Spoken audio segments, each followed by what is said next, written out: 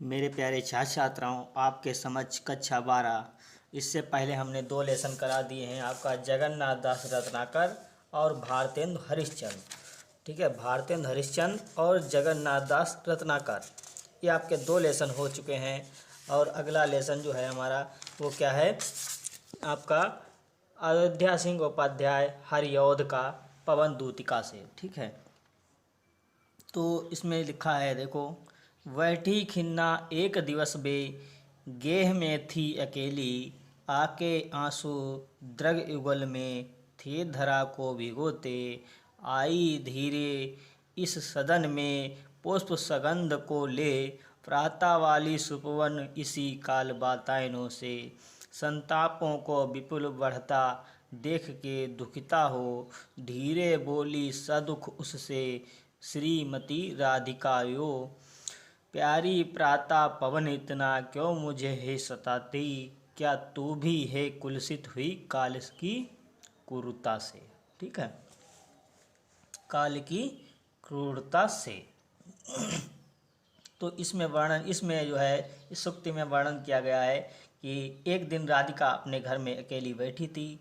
उसकी आँखों से आंसुओं से परिपूर्ण थी, अर्थात उसके आँखें में से जो क्या गिर रहा था, आंसुओं भरे हुए थे। तभी प्रातःकालीन पवन उनके दुख को बढ़ाने लगी। तब वे पवन को फटकार लगाती हुई कहती है। इसमें पवन दूतिका की विरह वेदना की वर्णन किया गया है, अर्थात विरह वेदना का वर्णन किया गया है।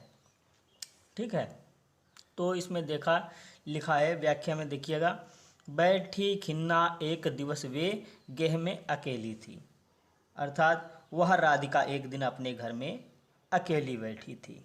खिन्ना अर्थात बहुत शांत मन से एक दिन वह अपने घर में अकेली बैठी थी। आके आंसू द्रव्ययुगल में थे धरा को भिगोते, उसके आँखों में आंसुओं से परिपूर्ण थे और वो पृथ्वी को भिगो रहे थे, अर्थात इतने उसकी आँखों से आंसू गिर रहे थे कि वो धरा को अर्थात पृथ्वी को भिगो रहे थे। आई धीरे इस सदन में पुष्प सुगंध को ले। फिर प्रातःकाल की पवन अर्थात वो प्रातःकाल की हवाएं उनके दुख को बढ़ाने लगी। तब जो है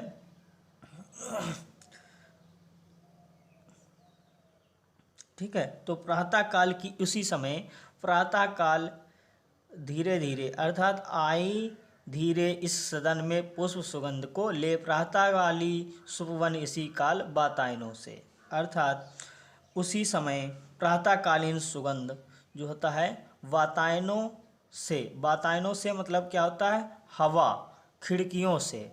बातायन का अर्थ होता है खिड़कियों से जो है पवन खिड़कियों से होकर घर के भीतर आई, अर्थात जो धीरे धीरे इस सदन में पुष्प सुगंध को लेकर के प्रातः वाली सुवन इसी काल वातायनों से, अर्थात जो धीरे धीरे इस सदन में अर्थात इस इनके घर में पुष्प सुगंधों की हवा, प्रातःकाल की जो हवा थी वह सुपवन अर्थात वनों से पुष्प सुगंधों की अर्थात पुष्पों की सुगंध को लेकर के खिड़कियों के माध्यम से घर के भीतर आई।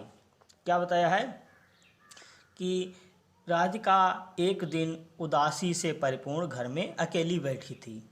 ठीक है, आके आंसू द्रग युगल में थे धरा को भिगोते, अर्थात उसके आँखों से आंसू आकर उनकी दोनों आँखों को सजल बना रहे थे और पृथ्वी को भिगो रहे थे, अर्थात उनकी आंसुओं से आँखों में आंसू भरे हुए थे और पृथ्वी को भिगो रहे थे।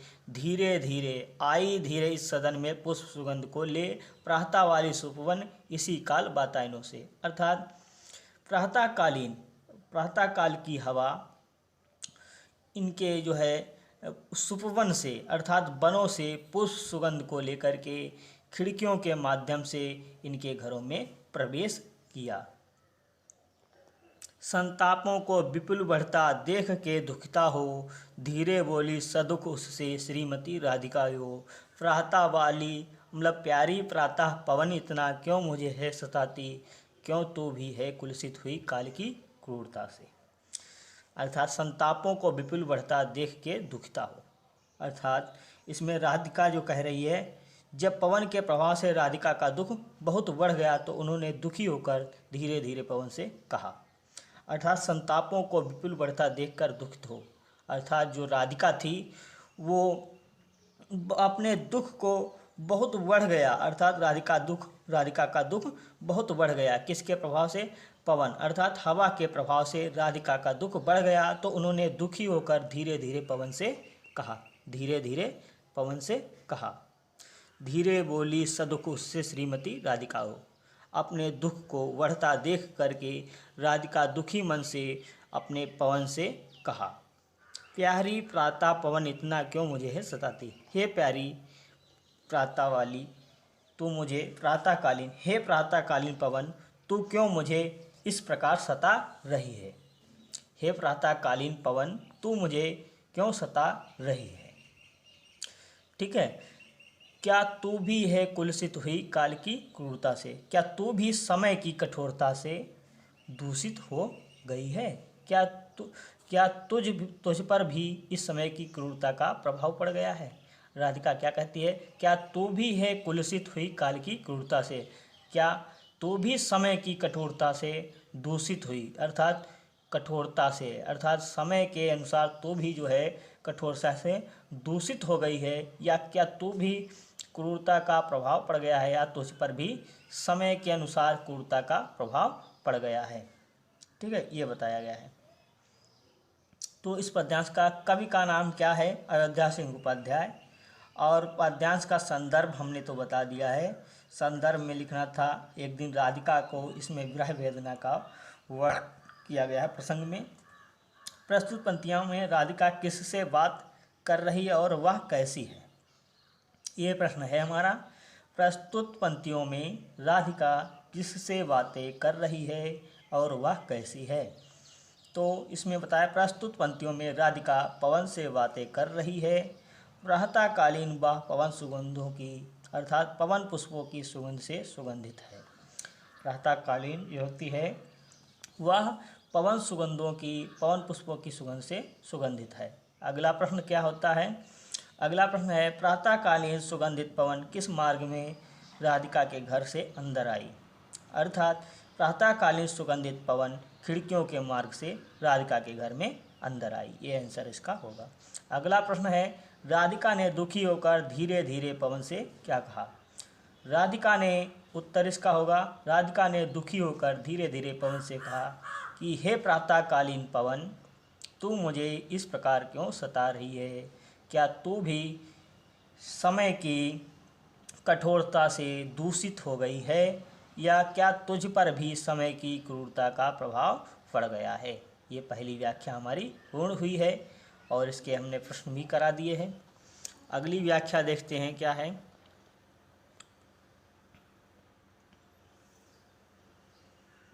हाँ, अगली व्याख्या है, मेरे प्यारे नव जलद से कंज के नेत्र वाले जाके आए न मधुबन से ओन भेजा संदेशा। मैं रो रो के प्रिय विरह में बावली हो रही हूँ। जाके मेरी सब दुख कथा श्याम को तू सुना देना। ज्यों ही मेरा भवन तज तू अल्प आगे बढ़ेगी, शोभा वाली दुखद कितनी मंजु कुंजे मिलेंगी। प्यारी छाया मृदुल स्वर से मोह लेगी तुझे वे, तो भी मेरा दुख लख जहाँ वहाँ जान विश्राम लेना।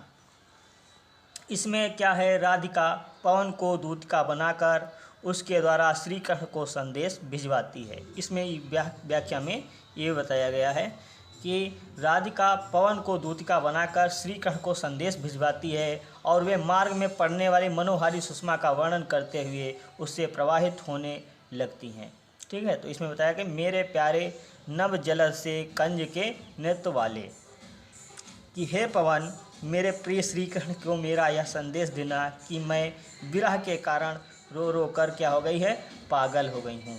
तो शीघ्र ही उसके पास चली जा और मेरे दुख की संपूर्ण कथा उनसे सुना देना। सभी को बहुत बहुत धन्यवाद हमारे चैनल पर आने के लिए, और जो नए छात्र हैं वो चैनल को सब्सक्राइब करें और लाइक करें। ठीक है, बहुत बहुत धन्यवाद सभी का।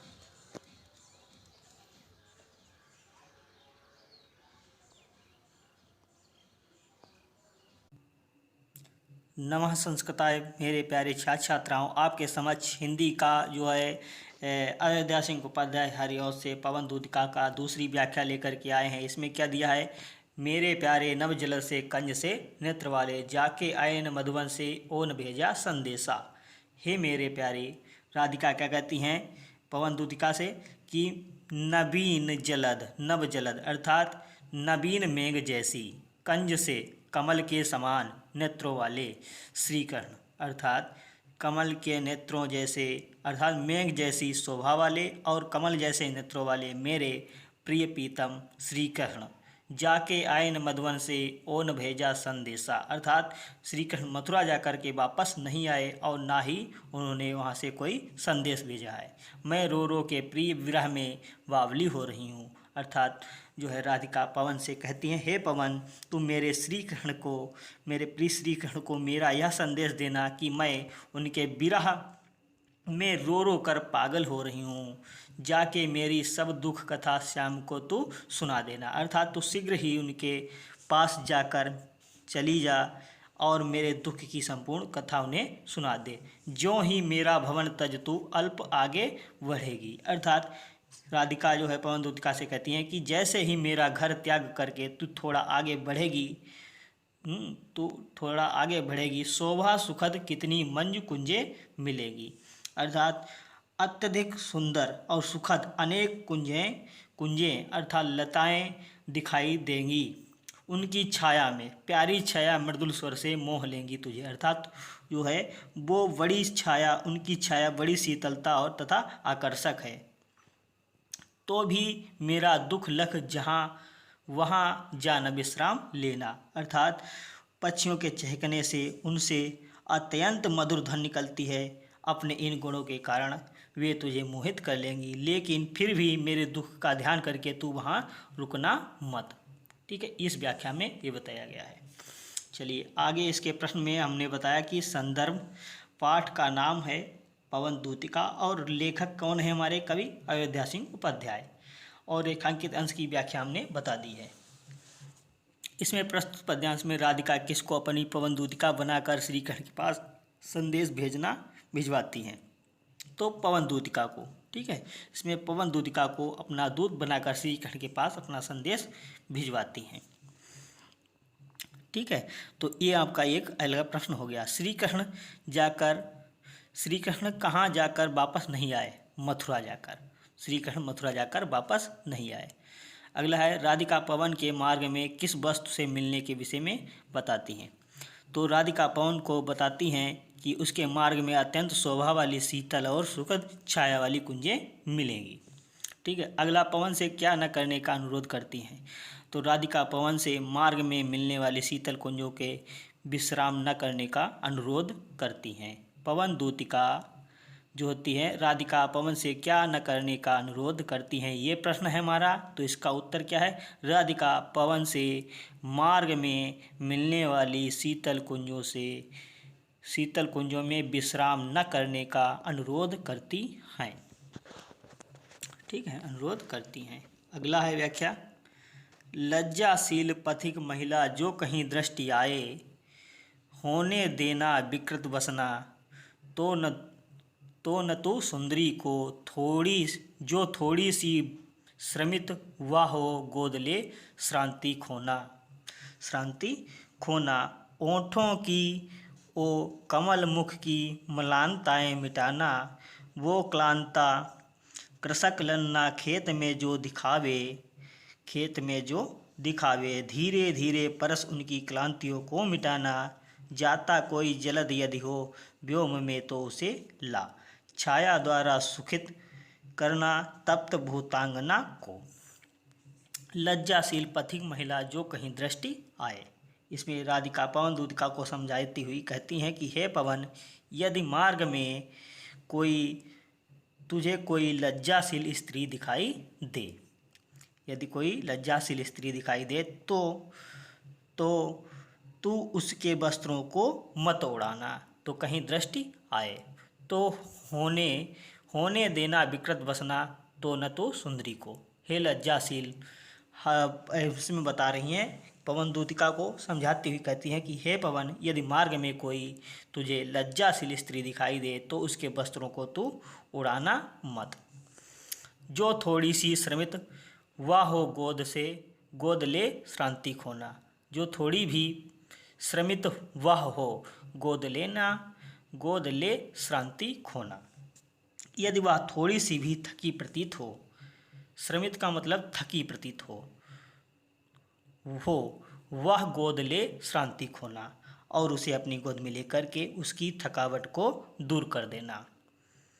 ओंठों की ओ कमल मुख की मलानताएं मिटाना तथा उसके ओंठों तथा कमल जैसे मुख की मलिनता को अपनी शीतलता से दूर कर देना। ओंठों की तथा कमल के समान मुख की मलिनता को अपनी शीतलता से दूर कर देना। जो क्लांताकर्षक ललना खेत में दिखावे। हे पवन, यदि खेत पर कोई थकी हुई किसान स्त्री दिखाई दे, कृषक ललना अर्थात किसान स्त्री दिखाई दे तो धीरे धीरे परस उसकी क्लांतियों को मिटाना। धीरे धीरे उसका स्पर्श कर उसकी संपूर्ण थकावट को दूर कर देना। ठीक है, क्लांतियों का मतलब थकावट को मिटाना, दूर कर देना। जाता कोई जलद यदि हो व्योम में तो उसे ला।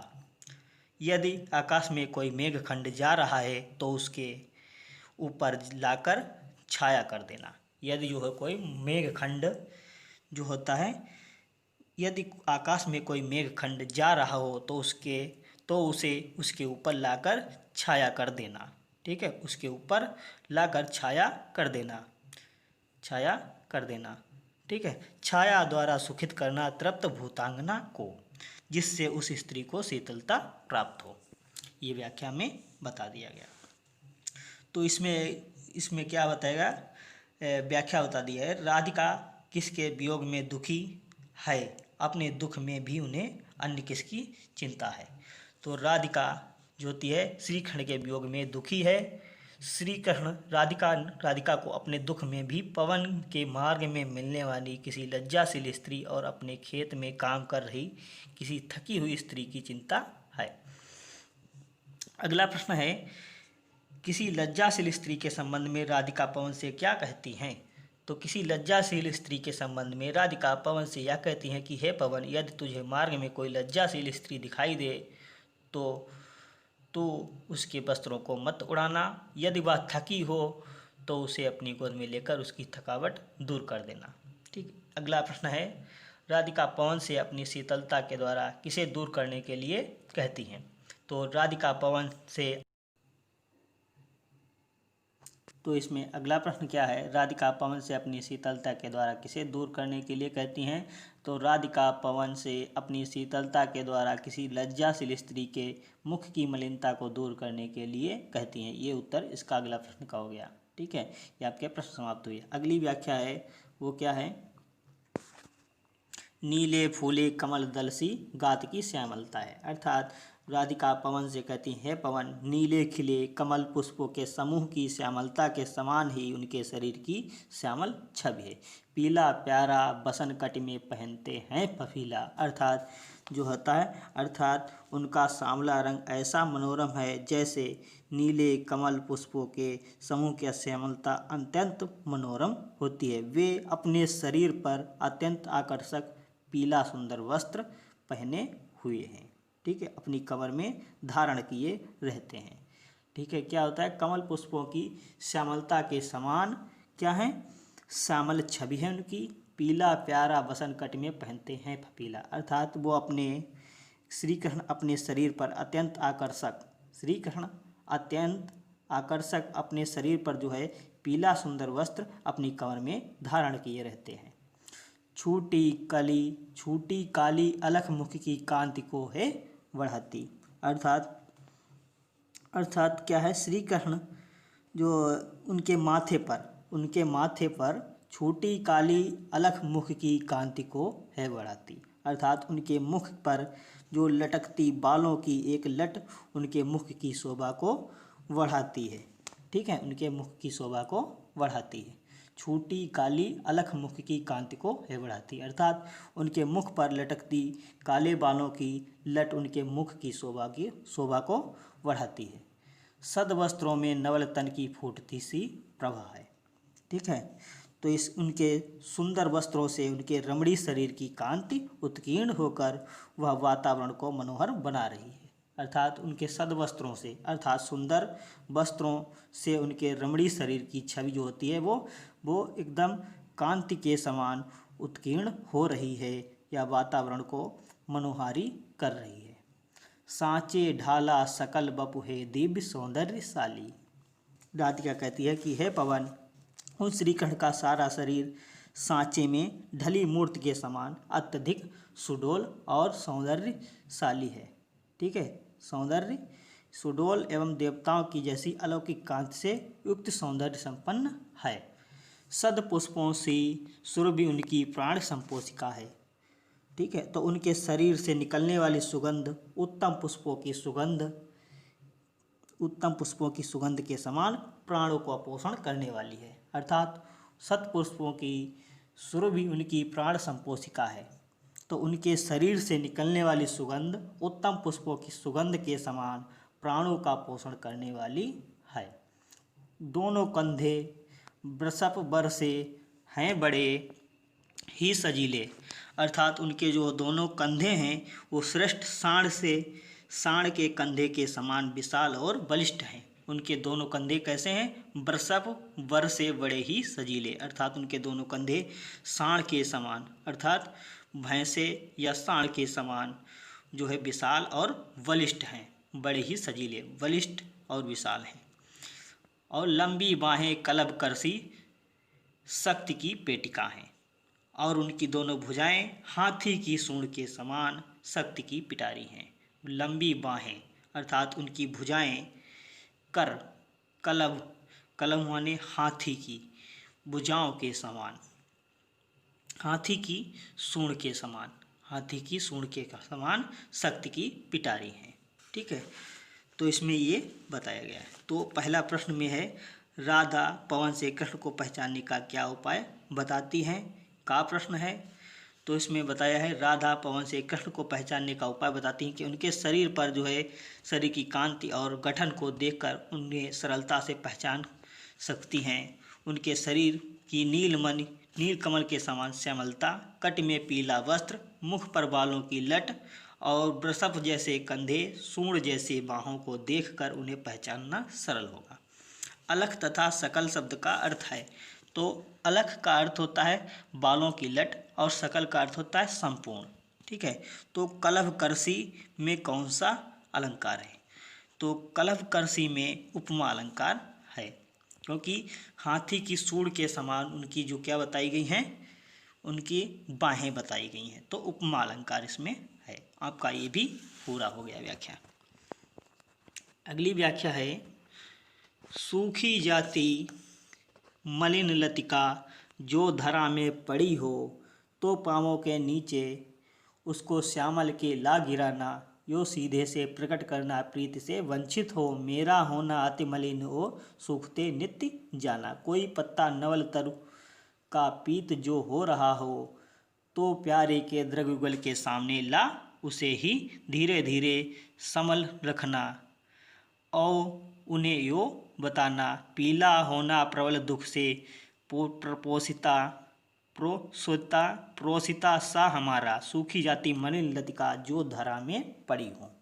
तो राधिका कहती है कि हे पवन, यदि तुझे धरती पर कोई सूखती हुई लता मिल जाए तो पाँवों के निकट उसको श्याम के ला गिराना, तो उसे श्री कृष्ण के पाँव के पास लाकर गिरा देना, यूँ सीधे से प्रकट करना प्रीति से वंचिता हो, और उसे स्पष्ट रूप से उन्हें बता देना कि प्रेम से रहित होकर मैं किस प्रकार नित्य ही सूखती तथा मलिन होती जा रही हूँ।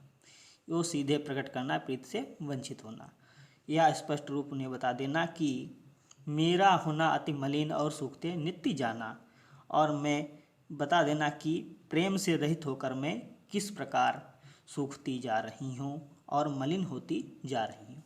ठीक है, तो ये व्याख्या में बताया गया है। कोई पत्ता नवल तरुका पीत सो हो जाए, हो रहा हो।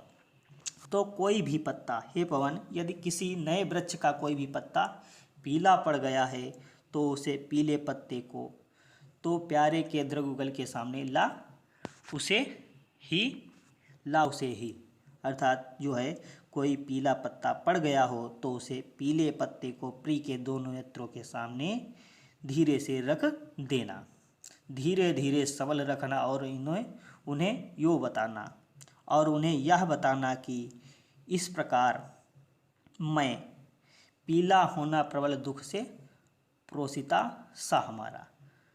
ठीक है, उसी प्रकार मैं भी प्रोसित पतिका नायिका के समान पीली पड़ती जा रही हूँ। ठीक है, तो इसमें पहला प्रश्न है, राधा पवन से पृथ्वी पर पड़ी हुई लता को क्या करने के लिए कहती हैं? तो इसका उत्तर क्या है? तो राधा पवन से पृथ्वी पर पड़ी हुई लता को लाकर श्री कृष्ण के पांवों के निकट गिराने के लिए कहती हैं। अगला प्रश्न है, तो इसमें ये पहला प्रश्न आपका है कि पहला प्रश्न का लिखना है, राधा पवन से पृथ्वी पर पड़ी हुई लता को क्या करने के लिए कहती है? तो राधा, उत्तर इसका है, राधा पवन से पृथ्वी पर पड़ी हुई लता को लाकर श्री कृष्ण के पांवों के निकट गिराने के लिए कहती हैं। ये प्रश्न आपका पूरा हुआ, इसका उत्तर हमने बता दिया। अगला प्रश्न है, सूखी लता से राधा कृष्ण को क्या संदेश देना चाहती है? प्रश्न क्या है? सूखी लता से राधा कृष्ण को क्या संदेश देना चाहती है? सूखी लता से राधा कृष्ण को क्या संदेश देना चाहती है, ये प्रश्न हो गया। इसका उत्तर होगा हमारा कि राधा सूखी और मलिन लता से राधा कृष्ण को यह संदेश देना चाहती है कि उनके विरह में उनकी प्रीतमा राधा का जीवन रस भी इसी तरह सूख चुका है। सूखी और मलिन लता से राधा कृष्ण को यह संदेश देना चाहती हैं कि उनके विरह में उनकी प्रीतमा राधा जीवन रस भी इसी तरह सूख चुका है। ठीक है, ये प्रश्न आपका भी उत्तर हमने बता दिया। अगला प्रश्न है, पीले पत्ते, तो इसका अगला प्रश्न है, वो आपका अगला प्रश्न है, पीले पत्ते को श्री कृष्ण के सामने लाने से राधा क्या अभिप्राय है? अर्थात पीले पत्ते को श्री कृष्ण के सामने लाने से राधा का क्या अभिप्राय है? ये प्रश्न है आपका हमारा। तो इसमें आंसर, इसका उत्तर क्या है? पीले पत्ते को श्री कृष्ण के सामने लाने से अभिप्राय यह है कि राधा उसके माध्यम से कृष्ण के विरह में स्वयं के पीले पड़ने का संदेश देना चाहती है। तो पीले पत्ते को श्री कृष्ण के सामने लाने के लिए यह अभिप्राय देना चाहती हैं कि राधा उसके माध्यम से कृष्ण के विरह में स्वयं के पीले पड़ने का संदेश देना चाहती हैं। तो ये आपका प्रश्न पूरा हुआ। अगला है, प्रोसिता सा में कौन सा अलंकार है? तो प्रोसिता सा में उपमा अलंकार है। ठीक है, तो इस पाठ के शीर्षक तथा रचयिता के नाम क्या हैं? तो इस पाठ का नाम जो है, पाठ का शीर्षक पवन दूतिका और रचयिता का नाम अयोध्या सिंह उपाध्याय हरिऔध हैं। तो आपका ये लेसन हमारा पूरा हुआ। अगला लेसन जो है हमारा वो कौन सा होगा आपके समक्ष? वो मैथिली शरण गुप्त का होगा, कैकेयी का अनुताप। सभी को बहुत बहुत धन्यवाद हमारे चैनल पर आने के लिए। अगर वीडियो अच्छा लगे तो लाइक, शेयर और सब्सक्राइब करना ना भूलें। और जो भी नए छात्र जुड़े तो उनको वीडियो को सब्सक्राइब जरूर करना है, और जो हमारे पुराने जुड़े हुए छात्र हैं उनको सब्सक्राइब नहीं करना है, सिर्फ वो हमारा लाइक का बटन दबाएंगे और वीडियो को लाइक करेंगे और हाँ शेयर करेंगे। जो भी छात्र सब्सक्राइब कर चुके हैं वो अपने मित्रों को वीडियो को शेयर करेंगे। हमारे चैनल पर आने के लिए सभी को बहुत बहुत धन्यवाद। नमः संस्कृताय।